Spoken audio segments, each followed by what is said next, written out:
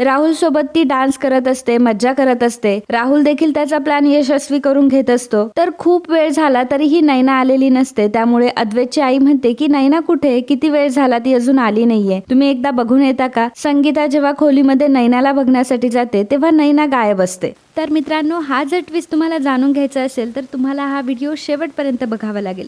त्यामुळे video skip न करता व्हिडिओ शेवटपर्यंत बघत राहा. धन्यवाद. नमस्कार मंडळी, लक्ष्मीच्या पावलांनी या मालिकेच्या पुढील काही भागांमध्ये आपल्याला बघायला मिळणार आहे. संगीता नैनाच्या लग्नाची बोलणी करण्यासाठी चांदेकरांकडे गेलेली असते. यावेळी चांदेकर देखील तिचं चांगलं आदरातिथ्य करतात. संगीताने चांदेकरांना खोटं सांगितलेलं असतं की आम्ही खूप श्रीमंत आहोत आणि आमच्या ह्यांचा इम्पोर्ट एक्सपोर्टचा बिझनेस आहे आणि माझा नवरा कायम त्यामध्येच बिझी असतो, त्यामुळे तो इथे येऊ शकला नाही. अद्वैतच्या आईला मात्र थोडासा डाऊट येतो. लग्न तिथंच पक्क होणार असतं, परंतु अद्वैतची आई म्हणते की मला एकदा तुमच्या घरी यायचंय आणि आता लग्नाची पुढची बोलणी ही तुमच्या घरीच करूयात आणि मला नैनाच्या वडिलांना देखील बोलवायचंय. त्यामुळे संगीता ही फारच घाबरलेली असते. संगीता जेव्हा घरी येते तेव्हा ती हा प्रकार कला आणि तिच्या नवऱ्याला सांगते. तर कलाचा आणि बाबांचा दोघांचाही या गोष्टीला नकार असतो. त्यांचं म्हणणं असतं की असं खोटं बोलून कशाला नातं जोडायचं, आणि ज्या नात्यामध्ये खोटेपणा असतो त्या नात्यामध्ये कडवटपणा देखील असतो. परंतु संगीताला त्याचं काहीच घेणं नसतं. तिला फक्त तिच्या नैनाचं लग्न चांदेकरांच्या घरात लावून द्यायचं असतं आणि त्या दोघांनाही ती म्हणत असते की तुम्ही मला यासाठी मदत करा. परंतु कला आणि बाबा काही यासाठी तयार नसतात. तर कला म्हणते की अगं आई, तुला पण माहिती आपण श्रीमंत नाही आहोत ना, आपला कुठला मोठा बिझनेस आहे, आणि समजा ते नैनाला बघण्यासाठी आपल्या ह्या घरामध्ये आले तर त्यांना समजेलच ना की आपण त्यांच्याशी खोटं बोललो म्हणून. तर मित्रांनो, आजचं आपलं लाईक्सचं टार्गेट असणार आहे 150 लाईक्स. त्यामुळे नेहमीप्रमाणे हे देखील लाईक्सचं टार्गेट आम्हाला कंप्लीट करण्यासाठी मदत करा.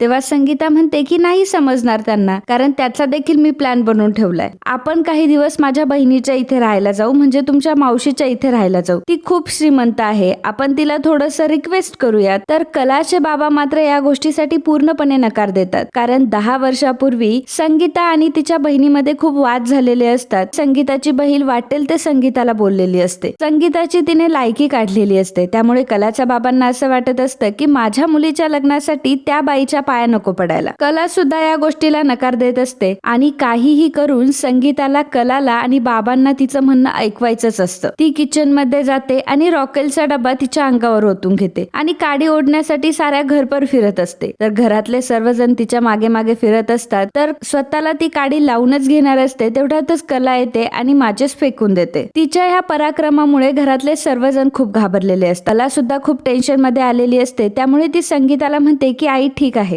तुला जे करायचे तेच होईल आणि सगळ्या गोष्टी तुझ्या म्हणण्यासारख्याच होतील. संगीताने तिचं म्हणणं खरं करण्यासाठी हा सर्व डाव रचलेला असतो. परंतु संगीताला एक गोष्ट माहित असते की कितीही काही झालं तरी कला आणि तिचे वडील मात्र सत्याचीच बाजू घेणार. त्यामुळे कधी पण हे धोका देऊ शकतात, नाहीतर चांदेकरांना आपली खरी परिस्थिती सुद्धा दाखवू शकतात. त्यामुळे ती त्यांना इमोशनली होऊन सांगते की तुम्हाला काय वाटतं, चांदेकर एवढे मोठे आहेत, त्यांना समजलं नसेल का आपली परिस्थिती. आपल्या वागण्यावरून, आपल्या बोलण्यावरून समजतेस की आपण गरीब आहोत म्हणून, आणि त्यांना देखील माहिती आहे की आपण गरीब आहोत. परंतु काय करणार, त्या चांदेकरांनाच आपली नैना इतकी आवडलीये की अद्वैत तिच्याशी लग्न करण्यासाठी उतावळा झालाय. त्यांना आपल्या गरिबीशी काहीच घेणं देणं नाहीये, त्यांना तर फक्त आपली नैना हवी आहे. आता ही गोष्ट ऐकल्यावर कुठेतरी बाबांना आणि कलाला बरं वाटतं. कला म्हणते की आई, खरंच असं असेल तर मग माझ्या लग्नासाठी काहीच प्रॉब्लेम नाहीये. बाबा देखील म्हणतात की जर असं असल्यावर माझाही काही प्रॉब्लेम नाहीये. संगीताने त्यांना हे खोटं सांगितलेलं असतं की चांदेकरांना आपली खरी परिस्थिती माहित नाहीये. त्यानंतर दुसऱ्या दिवशी 10 वर्षानंतर तिच्या बहिणीचा तिला कॉल आलेला असतो. तेव्हा आपली संगीता मात्र तिच्याकडे भीक मागत असते की काहीही कर, परंतु आम्हाला तुझ्या घरी काही दिवस येऊ दे आणि माझ्या नैनाचं लग्न तुझ्या घरी पार पडू दे. तर तिची बहीण यासाठी नकार देत असते. तिची बहीण या सर्व गोष्टींसाठी नकार देत असते. परंतु संगीता तिला इमोशनल ब्लॅकमेल करते की कशा प्रकारे तिने दिवस काढलेत, कशा प्रकारे तिचं आयुष्य गरिबीत गेलंय आणि त्यामुळे नैनाचं आयुष्य गरिबीत जाऊ नये असं तिला वाटतं. आणि तिच्या बहिणीला सांगत असते की तुला तर सगळ्या काही गोष्टी मिळाल्या, तुला तर सगळं काही भेटलं, परंतु मलाच काहीच भेटलं नाही. तू मला या गोष्टीसाठी लालची सुद्धा म्हणशील, परंतु मी माझ्या मुलीच्या सुखासाठी हे सर्व करतेय. तर कुठेतरी तिच्या बहिणीला सुद्धा वाटतं की जाऊ देत, आपण आपल्या बहिणीची मदत करायला पाहिजे.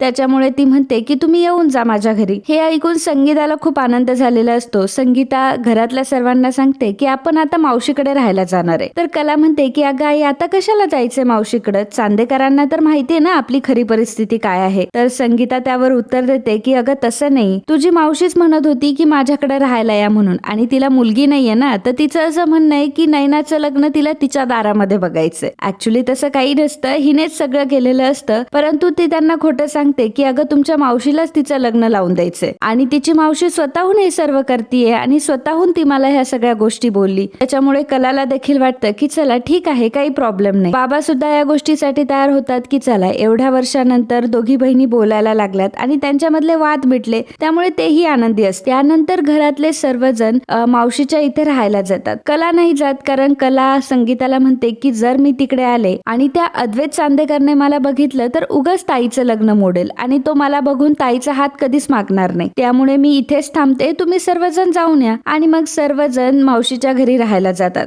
मावशीचं घर खूप मोठं असतं, तिचा मोठा बिझनेस देखील असतो. तेव्हा संगीता मावशीला रिक्वेस्ट करते, तू काहीही कर, परंतु पाहुण्यांसमोर असं सांगायचं की हे सर्व ऐश्वर्य, हे सर्व वैभव हे माझं आहे, बिझनेस माझा आहे, माझ्या नवऱ्याचा आहे, फक्त मला थोडे दिवस हे खोटं कंटिन्यू करू दे, त्यानंतर मी तुला कधीच काही मागणार नाही. तिचा हा इमोशनल ड्रामा बघून तिची बहीण सुद्धा त्यामध्ये फसते आणि म्हणते की ठीक आहे, तुला जसं वागायचं तसं वाग. दुसऱ्या दिवशी अद्वैतच्या आणि नैनाच्या बघण्याचा कार्यक्रम असतो आणि तो मावशीच्या घरी असतो. अद्वैत हा नैनाला बघायला आलेला असतो, तर नैनाच्या मनाची घालमेल सुरू असते. नैनाला काहीही करून अद्वैत सोबत लग्न करायचं नसतं, कारण अद्वैत तिला खूप बोर वाटत असतो आणि राहुल तिला खूप हँडसम वाटत असतो. तिला असं वाटत असतं की सगळा व्यवहार, सगळा व्यापार हा राहुलच सांभाळतो आणि हा अद्वैत खूप बोरिंग मुलगा आहे. याला धड मुलींशी कसं बोलावं, कसं वागावं ह्या बेसिक गोष्टी सुद्धा माहित नाहीयेत, आणि याच्याशी लग्न करून मी पस्तावेल असं नैनाला वाटत असतं. तिला अद्वैतला बघण्याची सुद्धा इच्छा नसते. तर अद्वैत आणि अद्वैतच्या घरचे आता सर्वजण मावशीच्या इथे आलेले असतात. बोलणं वगैरे सुरू असतं, परंतु घरी मात्र राहुलला चैन पडत नाही. राहुलला काहीही करून अद्वैतचं लग्न मोडायचं असतं.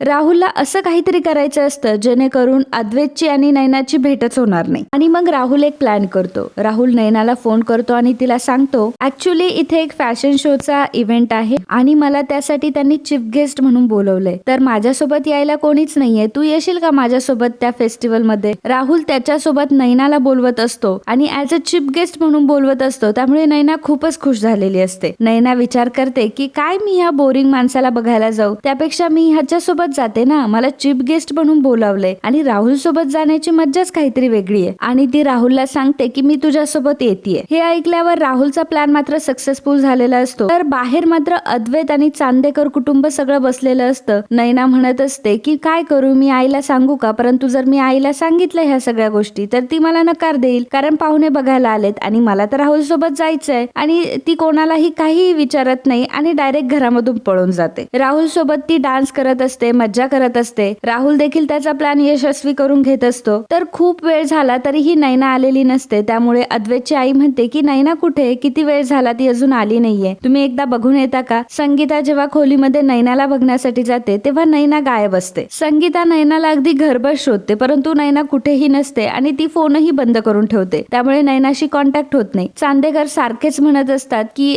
नैना कुठे, नैना का नाही आली अजून. त्यामुळे संगीताला त्यांना खरं सांगावं लागतं की नैना घरामध्ये नाहीये. जेव्हा हे चांदेकरांना समजतं तेव्हा चांदेकरांना मोठा धक्का बसतो. अद्वैतला देखील धक्का बसलेला असतो की आम्ही हिला पाहायला आलोय आणि ही नक्की कुठे गेली असेल. तर नैना असते ती राहुल सोबत. तर मित्रांनो, या मालिकेमध्ये पुढे काही भरपूर ट्विस्ट येणार आहेत आणि ते आपण ह्या चॅनलवर सांगणार आहोत. त्यामुळे जर तुम्हाला ही मालिका आवडत असेल तर लगेच आपल्या चॅनलला सबस्क्राईब करा आणि व्हिडिओ जर आवडला असेल तर व्हिडिओला लाईक करा आणि कमेंट करा. धन्यवाद. तर मित्रांनो, कालच्या भागात कमेंट करणारे आपले दर्शक होते सुप्रिया सावंत, रमा, चारू चव्हाण, अक्षय, पवित्रा कांबळे, साहेबराव वानखेडे, रेश्मा भगत, शशिकांत लिंबरे, सुरेश आठे, राम कांबळी, सुमन मोरे, रजनी ठुबे, रेश्मा भगत, आरुष लाड, गीता तोरसकर, सरिता हातमोडे, कृष्णा पुनकर, लता शिंदे, वैष्णवी पाटील, भारती भोळे, आशा हरपाळे. तर मित्रांनो, या सर्वांनी व्हिडिओला कमेंट करून खरंच खूप छान प्रतिसाद दिला आणि या व्यतिरिक्त सुद्धा खूप लोकांनी केल्यात कमेंट, परंतु मला त्यांचं नाव समजत नाही आहे. ज्यावेळी तुम्ही कमेंट करता तेव्हा पहिल्यांदा तुमचं नाव लिहा आणि मग कमेंट करा, जेणेकरून मी तुमचं नाव घेऊ शकेल.